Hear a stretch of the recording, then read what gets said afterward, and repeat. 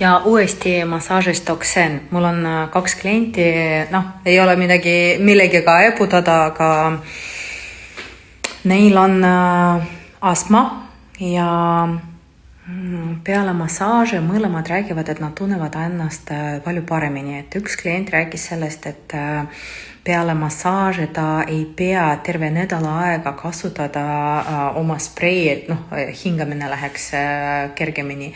Ja ta ütleb, et täiesti terve nädala piisab selleks, et ilma selleta elada.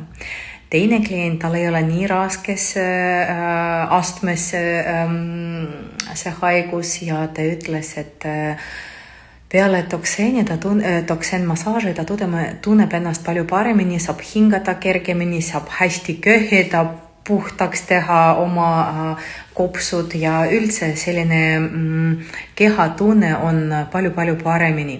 Ja ta ütles, et selle massaažiga saab palju kergemini ennast tunda. Kui sa pole proovinud veel massaaži, ei pea ootama, et mingi haigus või põhjus tuleb, et sa saad lubada endale massaaži. Lihtsalt tule niisama massaažile ja katsetame ka veel sinuga, mis tähendab Doksen sinu jaoks.